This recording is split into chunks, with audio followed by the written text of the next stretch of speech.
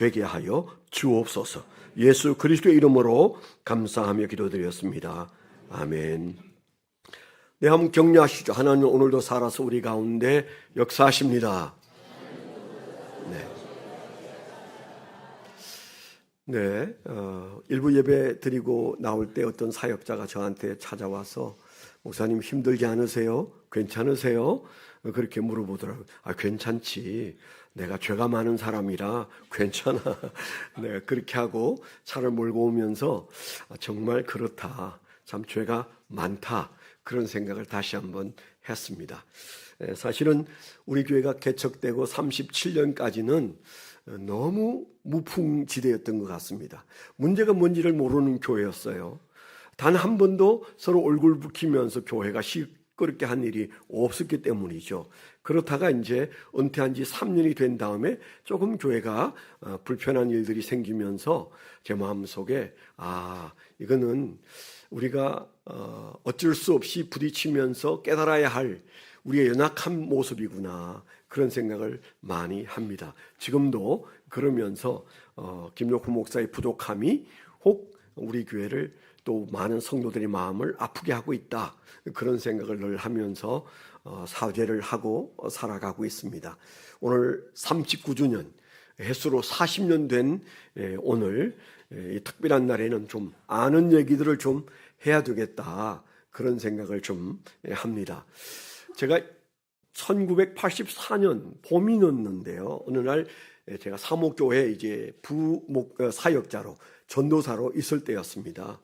그때 목사님이 저를 불러서 목양실에서 김 전도사, 나하고 계속 우리 교회에서 사역을 할래요? 아니면 개척을 나갈래요? 그렇게 저한테 뜬금없이 말씀하셨어요.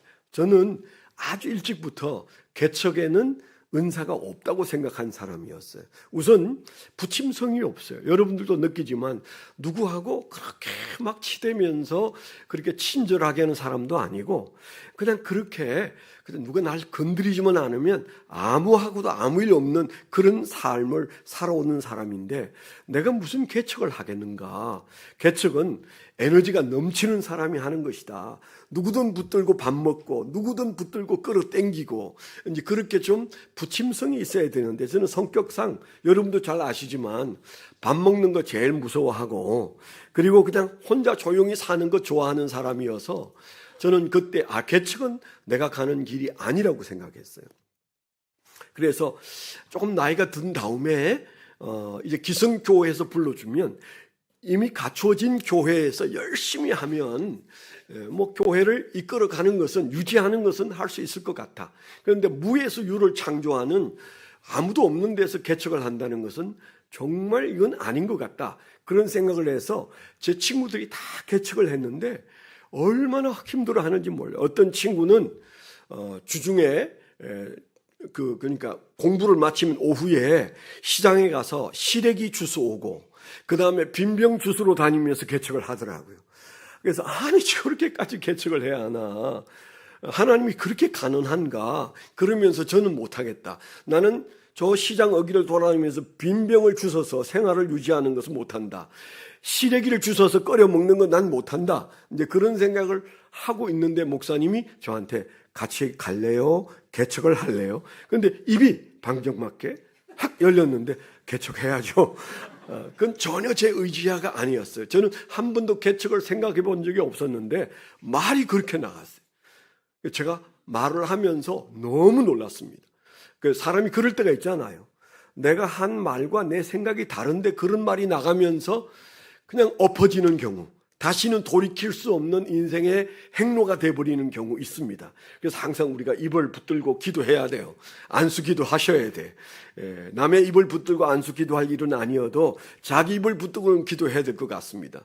그래서 제가 주워 담을 수 없는 얘기 앞에 긴장하고, 목사님이 전서 김전사 나하고 같이 해요, 이 말만 하면 이 말을 다시 주워 넣으려고 그랬어요. 근데 그럴 줄 알았어. 그렇게 얘기하시는 거예요. 그러면 개척 준비를 지금부터 해야지.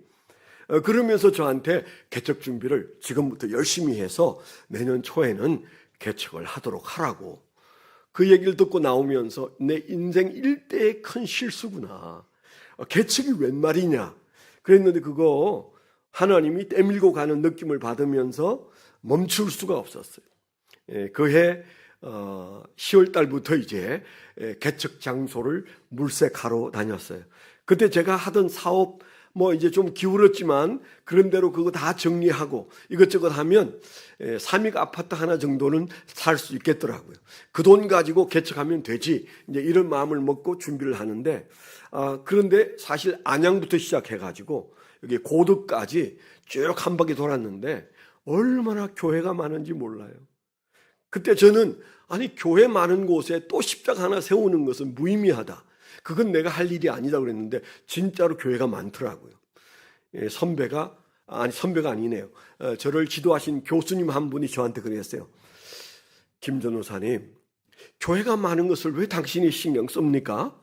하나님 가라는 데 가서 그냥 교회 하세요. 교회 많고 적고를 왜 하나님이 하시는 일을 당신이 그것 가지고 신경 씁니까? 근데 그 말이 옳게 들렸어요.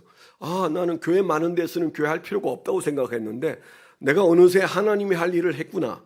그 교수님이 하신 말씀이 맞구나. 그 교수가 그 유명한 박영철 교수예요. 그래서 그때부터 다시 돌기 시작했는데 결국 명일동에 와서 교회를 개척하게 되었죠. 개척하기 몇 달 전에 이제 목사 안수를 받고, 그리고 이제 84년에 이제 안수를 받고 85년 3월 2일 날, 오늘이 3월 3일이잖아요. 3월 2일 날 개척을 하게 되었습니다. 개척 멤버는 딱 그저 세 사람이었어요. 저와 제 아내, 네 사람이었네요. 제 어머니, 그리고 제 누인 김계자 집사님, 그렇게 네 사람이 개척 멤버였어요. 누구를 같이 하자는 말을 못했어요. 그때는. 그때 방배동에 있는 사목교회 교인들이 삼익 아파트에 세 가정이 살고 있었는데 정말 저 전화 못하겠더라고요. 그거 했다가는 안종래 목사님과 원수 지겠다, 그런 생각이 들어서 제가 차마 아는 체를 못했어요. 한참 뒤에 3년 뒤에 이사를 온 분이 김희중 목사님 아버지, 네, 그 가정이 이사를 와서 자기 발로 찾아온 것이 3년 뒤에 일어난 일이고, 저는 그래서 그냥 오롯이 우리 가족만 예배를 했습니다. 그리고는 누군가 오기를 기다렸는데 딱 한 달쯤 되었을 때, 그때 김성종 목사님이죠, 이젠 김성종 집사님, 그리고 박재수 집사님 부부가 우리 교회 예배에 처음 참석했는데 그날이 부활절 날이었어요. 그런데 그 김성종 목사님은 예배도 안 오고 몸살 났다고 병원 찾아다니다가 예배 다 마친 다음에 머리를 내밀어서 들어오시라고 속으로 이분은 믿음이 없는 사람이 부활절날 어떻게 아프다고 병원 가고 교회를 안 오지? 그랬는데 그분이 지금은 목회를 열심히 하고 있는 목사님이잖아요. 그렇게 해서 그 부부가 처음 등록하는 그런 시작으로 1985년에 교회가 시작이 되었습니다. 나는 개척이 은사가 아닌데 왜 하나님이 나를 개척을 시켰을까?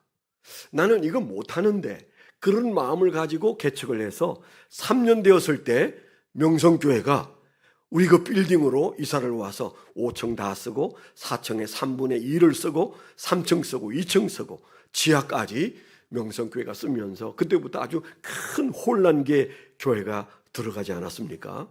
1년 반 같이 있는 가운데 훈련을 잘 받았고, 그 교회가 떠난 다음에 4개월 후에 여의도 순복음교회가 3만 5천 명이라는데 그분들이 여의도 순복음교회 동부성전이 거기에 왔었어요. 그 동부성전이 작년인가에 교회를 지어서 이 가까운 곳에 잘 지어서 이사를 하긴 했습니다. 그러면서 저희 교회가 많은 교회들과 함께, 큰 교회들과 함께 그 맷집을 키워가면서 개척교회가 뭔지를 고민하면서 이렇게 살아온 결과가 40년 세월이 흘렀습니다. 하나님의 전적인 은혜고, 분명히 제가 뭘 잘한 것은 전혀 아니라고 하는 생각은 언제나 가지고 있습니다. 열심히 한 건 맞아요. 근데 아까도 말씀을 드린 것처럼 저는 무에서 유를 창조할 수 있는 그런 어떤 파워가 없는 사람이니까 제가 한 일은 아니었어요. 하나님께서 때마다 적절히 좋은 분들을 보내주시고 그분들과 함께 맨투맨 멘토링하고 또 1년에 한 번 제자훈련 모아서 제자훈련 하기 시작한 것이 지금까지 끊이지 않고 제자훈련이 계속되고 있지 않습니까? 그러면서 그저 겨우 5명이 시작된 4명이 시작된 교회가 이제 1000을 이루고 그리고 수많은 사람들이 함께 한 교회를 이루어서 여기까지 오게 된 것까지는 하나님의 전적인 은혜고, 그리고 지금 잠시 우리가 어려운 가운데 있고 또 이렇게 교인들이 상처도 받고 어려운 일들이 조금 있었지만 그것 또한 어쩔 수 없는 불완전한 교회가 겪어야 하는, 잘 덮여 있을 때는 김용호 목사가 담임 목사로 끌고 갈 때는 그냥 교회가 별탈 없는 것 같았지만 그 기본이 연약한 부분들이 때가 되니까 드러나게 되고, 그래서 없던 일이 생긴 것이 아니고 마땅히 드러나야 할 일들이 드러나고 우리의 실체를 보게 되는 경험으로 우리 앞에 지금 현실이 있는 겁니다. 그렇기 때문에 가장 큰 책임은 김종포 목사에게 있는 건 맞습니다. 좀 더 튼튼하고 더 온전한 교회로 잘 세웠으면 이런 경험을 우리가 안 해도 좋았을 텐데 그런 생각을 하게 되는 거죠. 옛날 얘기 꺼내면 불편한 분들이 많으신데도 오늘은 생일이기 때문에 그거 얘기 안 하면 그 다음 얘기가 안 되기 때문에 불편한 얘기를 조금 했습니다. 그래서 아침에 어떤 사역자가 제게 물었다는 얘기, 괜찮으냐, 힘들지 않으시냐 그랬을 때 제가 괜찮다고 했지만 왜 힘들지 않았겠어요? 그런데 마음속에 괜찮다고 말한 것은 이게 다 내가 부족한 때문에 일어난 일이다 라고 하는 사실 앞에서는 제가 할 말이 없기 때문에 제 마음속에서는 당사자로서 받아들인다, 그런 마음을 가지고 있습니다. 제가 개척을 하면서 내가 원하는 개척이 아닌데 하나님이 하게 해서 하는 길인데 그저 교회가 어떻게 커갈지 아무도 모른다. 그리고 저는 그때 당시 조금 시금방지게 교회 건축은 내 평생 안 하겠다, 그런 생각을 했어요. 대부분의 교회가 교회 건축을 하고 난 다음에 목사님들이 할 일 다 끝났다고 생각하시더라고요. 그래서 그 많은 돈을 또 그 많은 빚을 내어서 교회를 건축하는 것은 내게는 허락되지 않을 것 같다. 그래서 많은 분들에게 교회 건축은 이제 우리는 안 합니다. 그 돈 가지고 선교하면 됩니다. 그런 말을 하고 다녔잖아요. 그런데 목회를 하면서 보니까 이 교회가 남의 셋집에 사는 것 가지고는 뭔가 사역이 제대로 일어나지 않는 한계를 계속 느끼면서 하나님이 주시면 교회 건축도 가능하다, 그런 마음을 바꾸니까 즉시로 제가 생각했던 때는 건축을 한다면 10년 뒤에는 하겠지 그랬는데 5년 되었을 때 하나님께서 우리에게 교회 건물을 허락했는데, 좀 아쉬운 것은 명성교회 바로 코앞에 3층짜리 지하 1층 지상 3층짜리 건물을 주셨어요. 그것도 어떤 장로님이 저희에게 5천만 원 싸게 드릴 테니까 5억 5천에 사십시오. 그래가지고 저희들에게 이제 그 건물을 양도를 해서 저희가 사서 거지반 빚이었지만은 사서 그 건물에 입주를 하게 되고 지하실을 넓혀서 예배당으로 만들어서 이 공간 정도나 조금 더 큰 공간으로 저희가 예배를 시작하고, 이제 그런지 얼마 후에 하나님께서 저희들에게 은혜를 주셔서 그 옆에 있는 부리정사 절간을 우리가 매입을 하게 되고 그 옆에 또 그 빌라를 한 칸 사게 되고, 그래서 겨우 한 300평 정도를 마련해서 교회를 지어서 현재의 교회를 짓고, 그리고 짓고 돌아서니까 또 공간이 좁아져 가지고 옆에 있는 빌딩을 세 채를 차례로 사면서 저희가 이제는 굉장히 넓은 공간을 확보하고 그렇게 되었습니다. 그렇게 살아오면서 제 마음속에 뒤를 돌아보면 하나님이 하셨는데 하나님이 우리를 어떻게 보실까? 왜 하나님께서 우리에게 그런 은혜를 주셨을까? 물론 그 옆에는 명성교회 같은 큰 교회가 구름대 같은 교인들이 오고 갔지만은, 그러나 우리가 함께 있었고 옆에 있는 그 교회와 달리 하나님이 우리에게 주신 사명이 있었어요. 제가 개척할 때 하나님께 많이 기도하고 물었습니다. 그랬을 때 하나님께서 제게 그런 마음을 주셨어요. 내가 너희에게 5가지 철학을 준다. 그 철학을 붙들고 목회하라, 그런 마음을 주셨어요. 그래서 제가 개척 원년부터 마음속에 품고 살았던 5가지 철학이 있습니다. 40년이 지난 지금도 그 철학을 얘기한다는 것은 좀 뜬금없는 생각이 들지만, 그래도 그 철학을 주셨기 때문에 우리가 그 말씀에 근거해서 꾸준히 살아온 결과 오늘에 이르게 되었다, 그런 생각이 들어요. 여러분, 주보에 보시면 우리 교회 주보는 매주일 조금씩 바뀝니다. 그런 재미를 아세요? 그래서 우리는 그냥 인쇄된 1년짜리 주보가 아니고 현재까지는 그냥 흰 종이에다가 조금씩 우리 조용준 집사님이 즐겁게 지금 이렇게 바꾸어서 저희가 그때마다 조금씩 달라지는 그런 주보를 봅니다. 어제 그저께 어떤 분이 저희 교회 주보를 보고, 목사님 저기 위에 영, 히읗, 시옷, 미음, 기역, 이건 뭐예요? 그래서 제가 그거 잘 생각해 봐요. 그게 뭔지 생각해 봐야 알 수 있어. 그랬더니 한참 보더니 이게 일요일 뭐 그런 건가요?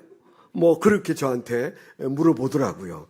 그래서 이거 생각하고 기도해 봐야 알 수 있는 내용이다 그랬는데, 그 밑에 보면 목회 철학 5가지가 등장하고 있습니다. 아쉽게도 우리 본교회 주보에는 목회 철학 5가지가 이번 해 주보부터 사라지고 없어지고, 그게 원로 목사 김종포라는 이름도 사라졌더라고요. 그래서 조금 아쉬운 마음은 있는데, 뭐 김종포 목사 이름을 없애버리는 건 괜찮은데 어떻게 목회 철학을 지워버렸지, 이제 그런 마음으로 좀 아쉬워했는데요. 우리 주보에는 그대로 올려놓았습니다. 5가지입니다. 한번 읽어보시죠. 시작. 평신도를 사역자화하는 교회, 선교를 책임지고 지역사회를 품는 교회, 젊은이를 교회로 이끄는 교회, 교회가 교회를 개척하는 교회, 가정 같은 교회, 교회 같은 가정. 네, 이 5가지의 뜻이 무엇인지 너무 잘 알기 때문에 마음에 한번 다시 새기자, 그런 마음으로 이 말씀을 드리고 있을 뿐입니다. 여러분들이 이미 너무도 잘 알고 있는 내용이고, 이 말의 의미가 무엇이고 왜 저 말씀을 붙들고 40년을 이 교회가 살아왔는가, 그리고 그 설립자인 김용호 목사는 왜 저 얘기를 지금도 하고 있는가, 거기에 대해서 이해가 좀 안 되는 분은 그저 몇 분 계시지 않으세요. 한 10분 정도 계시고, 그리고 대부분은 아주 너무 잘 알고 있는 내용이기 때문에 제가 많은 시간을 할애해서 이 말씀을 되풀이하려고 하지 않습니다. 그런데 여러분 생각해 보세요. 제가 지어낸 생각이 아니었던 것은 그때 제가 33살이었습니다. 33살짜리 목사가 교회를 개척하면서 두렵고 떨림으로, 아니 어떻게 나는 개척이 언사가 아닌데 나에게 이런 일을 맡기실 때는 하나님의 뜻은 무엇인가, 그걸 수도 없이 물었지 않겠어요? 그랬을 때 하나님께서 저에게 주신 말씀이 이 5가지를 마음에 품고 이 교회를 개척하라, 그런 마음을 주셨던 거예요. 잘 아는 대로 첫 번째는 뭐예요? 교회가 목사가 북치고 장구치는 교회, 이제 그거 너희 교회에서는 그만해라. 너가 한 사람 한 사람 훈련을 시켜서 그 교인들도 사역자의 심정을 가지고 사는 교회. 저 천주교회가 99%의 사람들을 평신도라고 말하고 1%의 사역자를 사제다, 제사장이다, 그렇게 말하면서 아주 그 특별한 존재가 성직자고 나머지는 평범한 사람이다, 그런 의미로 평신도라고 부르는데, 개신교는 종교개혁을 통해서 그걸 뒤집어 놓고도 여전히 천주교를 따라가고 있지 않느냐. 너희는 사람을 훈련해서 그 평신도의 마음속에 나도 사역자이구나, 그런 마음을 가지고 예수 믿도록 그 사역을 나누라, 그런 명령을 제 마음속에 주셨어요. 제가 신학교 1학년 때 제자훈련이라는 게 뭔지 눈을 뜨게 됐어요. 1973년에. 그리고 제가 1985년에 개척을 할 때 모든 교인들이 나는 사역자다, 그런 마음을 가지고 예수를 믿게 해야 된다. 그저 예배 겨우 드리고 돌아가면 모든 것을 다 잊어버리고 살면 그 인생이 하나님 앞에 섰을 때 얼마나 부끄럽겠느냐. 너가 세상 사느라고 정신없다가 어느 날 신혼여행 가서 제주도에서 내가 너를 불러 다시 신학교로 돌아간 것처럼 모든 교인들도 다 하나님 앞에 사역자로 서게 하라. 그런 마음을 저에게 주셨어요. 그래서 제가 그 마음을 가지고 내가 정신을 차리고 모든 교인들과 함께 사역을 공유해야 되겠다. 그런 마음으로 평신도를 제자화하고 그 다음에 그들이 사역을 감당하는 사역자화하는 교회로 가야 되겠다. 그런데 지금 이제 40년이 지난 지금은 그런 말을 하는 목사님들이 꽤 많아지셨어요. 저희가 그렇게 하다가 2011년에 제가 새로운 제안을 했습니다. 가정교회를 시작해야 되겠다. 그 사역자화하는 과정에서 그 목자들이, 그 당시에는 순장이죠. 순장들이 헌신을 하는데 이 정도의 헌신을 하고는 하나님 앞에 섰을 때는 부끄러울 수 있다. 더 헌신이 돼야 된다. 너가 헌신하는 만큼 그들도 헌신하고 그 헌신의 기쁨을 이 세상에서 맛보도록 해야 된다.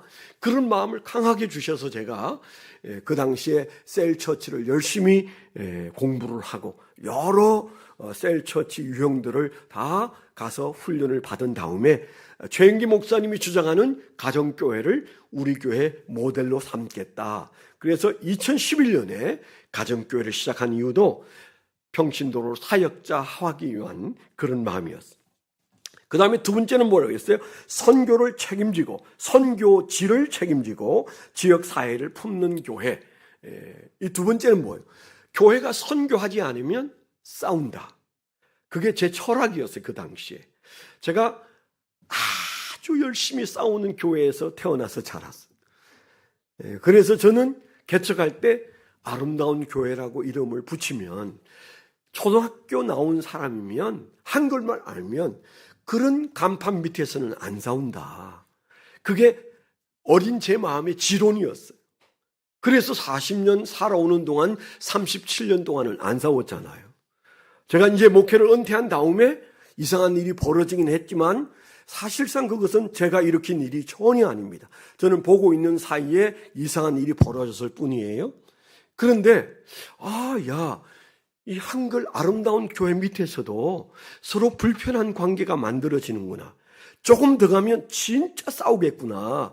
그래서 저는 아름다운 교회, 모든 내 삶이 묻어있는 그 교회를 여러분들과 함께 잠시 떠나서 미사체프를 섬기게 된 겁니다. 안 싸운 거 잘했잖아요. 계속 싸워서 팔 걷어붙이고 소리 지르고 법적으로 가고 그런 교회 난 너무 많이 봤어요. 제가 태어난 교회가 그랬어요. 그래서 어렸을 때부터 이 교회가 왜 저렇게 싸우지? 그런 마음을 가졌어요. 근데 나중에 어른이 된 다음에 제가 나름대로 분석한 것은 교회가 하나님의 맡기신 일에 열중하지 않으면 싸우는구나. 그 에너지가 엉뚱한 데로 가는구나. 아주 사소한 인간관계에 마음이 가서 서로 찌그럭찌그럭 싸우고 어느 날 편이 갈라지고 그래서 싸우는구나. 그래서 사실은 저는 교회가 열심히 선교해야 된다. 그리고 작은 교회들을 도와야 된다.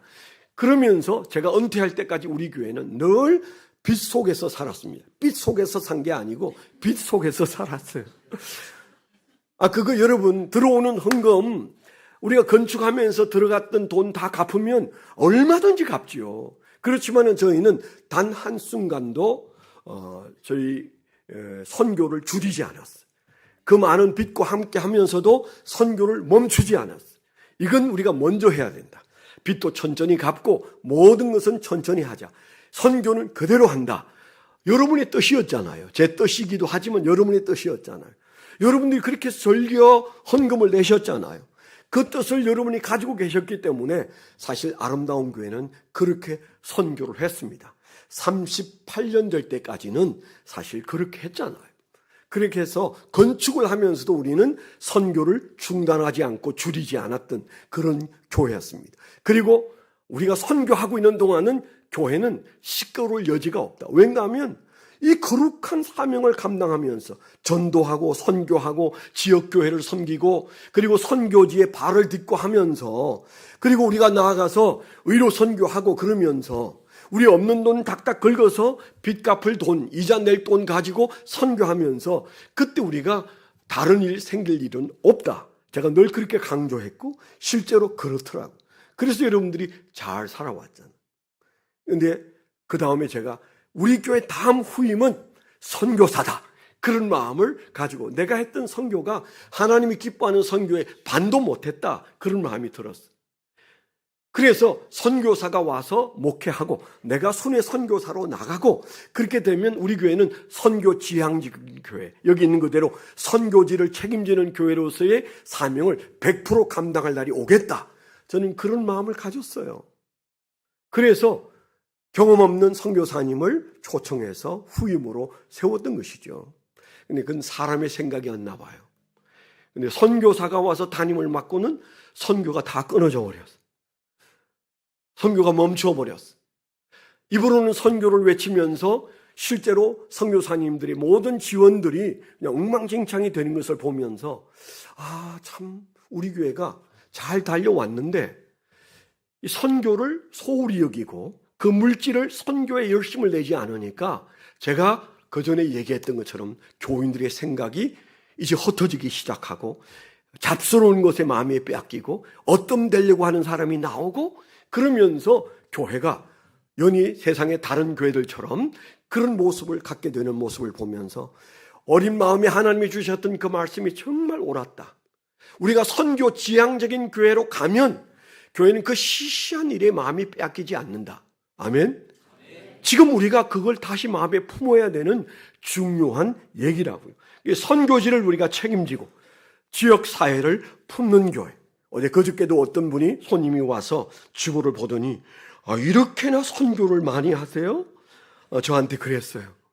그래서 많이 하는 게 아니고 선교를 잘라버려서 힘들어하는 선교사를 다 우리가 다시 연결한 사람들이 그렇다, 제가 그런 얘기를 한 적이 있습니다. 우리는 건물 지을 일은 당분간 없을 것 같습니다. 우리 중에 저커버그인가 메타의 대표처럼 아주 엄청난 부자가 나타나서 1년에 몇십억씩 11조를 하면 몰라도, 그렇지 않은 한 여기 계신 분 다 알잖아요. 보세요, 옆에 있는 사람이 돈 있는 사람이 있나. 우리는 돈 없어요. 그러면 제대로 된 교회예요. 그래서 우리는 교회 건축 당분간 우리가 그런 생각하지 말고 선교회, 우리가 들어오는 헌금을 닥닥 긁어서 열심히 선교하는 교회가 되기를 축원합니다. 그리고 우리 주변에 있는 개척교회, 얼마나 어려운지 몰라요. 그분들에게 우리가 마음을 쏟고 기도하고 물질도 나누고 그런 교회가 되기를 축원합니다. 세 번째, 젊은이를 교회로 이끄는 교회. 이게 사실 40년 전에 제가 마음에 품었던 교회였습니다. 그때 저는 은사가 젊은이 사역이었어요. 청년, 학생, 이분들과 제가 호흡을 맞추며 부사역자로 있었기 때문에, 그러면서 나는 청년 사역은 잘할 것 같은데 이 어른들하고는 좀 어렵다, 그런 마음을 가지고 두려운 마음에 개척을 했어요. 그때 저는 하나님이 내게 주신 젊은이 사역을 좀 잘해야 되겠다, 그래서 젊은이들을 교회로 이끌어야 된다, 그런 간절한 마음을 가지고 교회 학교가 제대로 되는 교회, 젊은이들을 잘 훈련하는 그런 교회를 해야 된다, 이런 사명을 가졌어요. 근데 사실 제가 40년을 돌아보면 제일 안 된 것 중에 하나가 요 세 번째, 그 젊은이들을 잘 섬기질 못했어. 내가 제자 훈련하는 목사로서 젊은이들과 함께 씨름할 시간을 못 가졌어. 그 기성세대와 제자 훈련하느라고 그거 별로 안 변하더라고요, 사람들이. 젊은이들이 얼마나 잘 변하는데 그때 내 에너지를 젊은이들에게 쏟아부었으면 얼마나 좋았을까. 여기 박은영, 박신영, 박미옥, 이장은 이런 분들이 다 그때 청년이긴 했습니다, 옛날에. 지금은 이제 중년이 되어가고 있잖아요. 어떤 분은 엊그제 보니까 막 부채를 붙이더라고. 갱년기가 벌써 왔나? 세월은 그렇게 가고 있는 거예요. 그러면서 그때 열심히 했던 사람들이, 그런 학생들이, 청년들이 지금 열심을 내고는 있습니다마는 그 젊은이들을 위한 교회로서의 사명을 잘했다고 고백하기는 좀 어려워요. 여러분이 하셔야 돼요. 요즘 보면 우리 주일학교부터 중고등학생들 아까 보니까 11시 30분 예배를 드리기 전에 이제 주일학교가 마치고 중학생들을 데리고 어떤 선생님이 밖으로 나가면서 우리 그런 햄버거 맛있는 집이 있대요. 그래서 깜짝 놀랐어요. 맥도날드보다 더 맛있어? 그랬더니 더 맛있대요, 아이들이. 그게 햄버거 사러 교회가 돈 주고 가는 게 아닙니다. 그 선생님 주머니에서 돈 나왔겠지요? 그러면서 제 마음속에 정말 열심이다. 그래서 우리가 사실은 여러 가지 어려운 여건 속에 있지만 교육은 시설로 하는 게 아니에요. 가슴 뜨거운 우리 신앙으로 교육은 충분합니다. 아멘. 여러분, 이 어른 예배에 와서 70대 목사가 하는 설교를 들어도 청년 여러분, 학생 여러분, 인생은 얼마든지 바뀔 수 있어요. 왠가 하면 사람의 말이 아니고 우리가 가지고 있는 시설이 아니고 하나님의 영이 이 가운데서 역사하시면 우리의 인생을 바꾸어 주실 줄 믿습니다. 그래서 미사체풀은 정말 이 5가지 목회 사역에 마음이 뺏겨서 젊은이들이 놀라운 변화가 일어나고 그들이 하나님의 마련하신 길을 따라 출세 가도를 달려가고 이 세상에서 어뜸이 되는 역사를 우리가 경험하면서 아름다운 미사체풀 교회에서 예배드리는 젊은이들이 정말 이 세상을 인도하고 있구나, 그런 사실을 우리 모두가 확인하는 때가 오기를 축원합니다. 그 다음에 4번째가 뭐예요? 교회가 교회를 개척하는 교회. 이건 좀 어느 정도 했다고 생각합니다. 제가 개척할 때 여러분들에게 얘기했잖아요. 우리 교회가 주일 출석 200명만 되면 그때부터 교회를 3년에 하나씩 개척하고 싶습니다. 그랬더니 많은 분들이 박수를 치고 좋아했어요. 못 들어본 얘기였나 봐요. 제 가슴 속에 그래, 우리가 지금은 어려워서 못하지만 주일 출석 200명 되면 그때부터 우리가 교회를 하나씩 개척하면 좋겠다. 교인들을 파송하고 사역자를 내보내고 그리고 홀을 얻어주고 그리고 생활비를 3년씩 우리가 지원하고 그러면 개척 못할 게 하나도 없다. 왜 그런 생각을 했을까요? 제가 개척했을 때 저와 제 아내와 제 누이와 제 어머님이 개척을 하게 됐어요. 그때 제가 가졌던 마음은 사목교회 교인들을 빼나오면 큰일 난다. 그런 생각 때문에 제가 그냥 넷이서 했어요. 그래서 제가 늘 얘기하잖아요. 개척 나가는 부사역자들에게 여러분들이 다 꼬셔서 데려가세요. 꼬득해서 데려가세요. 얼마든지 데려가셔요. 그래서 몇 개 교회가 개척이 됐어요? 10개 교회가 개척됐습니다. 그런데 사실 200명 주일 출석하는 데까지 도달하는데 13년이 걸렸어요. 그 긴 세월 동안 얼마나 많이 우리가 기도했습니까? 근데 사실 능력 없는 목사가 목회를 하다 보니까 주일 출석에 있는 200명 정도, 교인 한 300명 되는 수준에 이르기까지 13년이 걸리더라고요. 그래서 1998년에 쪽지가 올라왔어요, 주일날. 오늘 200명 이상 출석했습니다. 그때 제가 오늘 이런 광고가 올라왔는데 이제 우리가 교회 개척을 시작하십시다. 그래서 연재원 목사님을 중심한 첫 번 교회를 아름다운 수지교회가 나중에 덕소교회로 바뀌었는데 그 교회가 개척이 되지 않았겠습니까? 그때 우리가 교회가 1억을 빚을 내가지고 그래가지고 교회를 개척을 했었습니다. 그때 교인들의 열정을 보면서 얼마나 마음이 뜨거웠는지 몰라요. 아, 교인들의 마음속에 저런 열정이 있구나. 새벽 기도를 안 나오던 분들이 여기에서 수지까지 새벽에 새벽 기도를 가시더라니까요. 그 새벽 기도 다니다가 목사 돼버린 분이 윤인규 목사님. 참 사연이 많잖아요. 그런 역사가 일어났던 것을 경험하면서 저희가 어떻든 10개 교회를 개척했습니다. 그 10개 교회 개척한 중에 2개 교회는 문을 닫았고 8교회가 이제 현재 존재하는 교회인데 우리가 지금 현재 주일 지금 예배 인원이 200명이 채 안 됩니다. 200명이 되는 날 그때 또 우리가 교회 하나를 개척해야 될지도 모릅니다. 아멘? 네, 아멘 소리가 크지 않네요. 마지막 가정 같은 교회, 교회 같은 가정. 그렇습니다.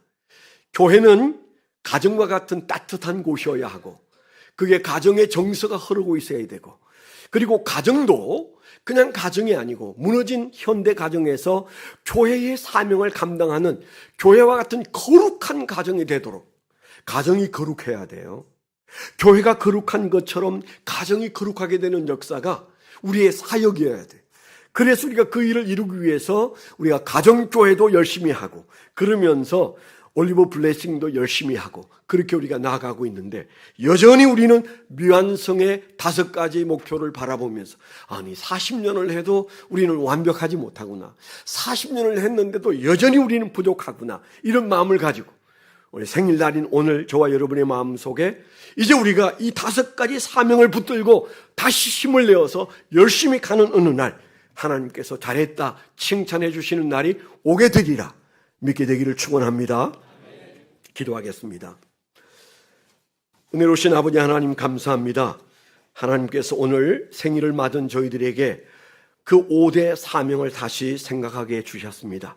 마음에 품고 있던 5가지 사명이 우리 마음속에서 우리의 철학이 되고 교회의 철학이 되어서 우리가 못다한 걸음을 달려온 40년의 길을 돌아보며 이제는 우리가 어떻게 살아야 할지를 다시 고민하고 성령의 충만한 은혜로 이 사명을 감당해내는 교회, 가정, 각자가 되게 하여 주시옵소서.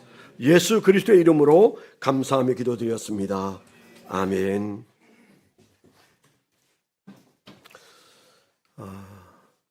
네, 이제 우리 성찬식을 거행하도록 하겠습니다. 성찬위원 앞으로 나와 주시면 좋겠습니다.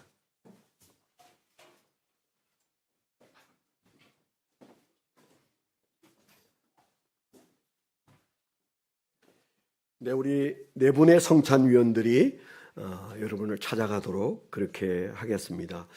하나님께서 우리에게 은혜를 주셔서 이 놀라운 성찬식이 3월 첫 주에 거행되었고 또 생일날 또 하게 되어서 너무 감사합니다. 기도하고 시작하도록 하겠습니다. 하나님 아버지, 피 흘려 죽기까지, 온몸이 찢기기까지 우리를 사랑하셨으므로 우리가 오늘 이 시간에 여기에 있습니다. 주님, 우리가 드리는 이 거룩한 예배에서 주님의 찢기신 몸과 주님의 찢기신 헐리신 보혈을 기념할 때 하나님, 우리 안에 우리의 영을 새롭게 하여 주셔서 하나님의 은혜 속에 새 힘을 가지고 이 봄을 살아갈 수 있도록 인도하여 주시옵소서. 예수 그리스도의 이름으로 감사하며 기도드렸습니다. 아멘. 떡을 먼저 받으신 후에 같이 기도하고 드시고, 그리고 잔을 받고 기도하고 드시고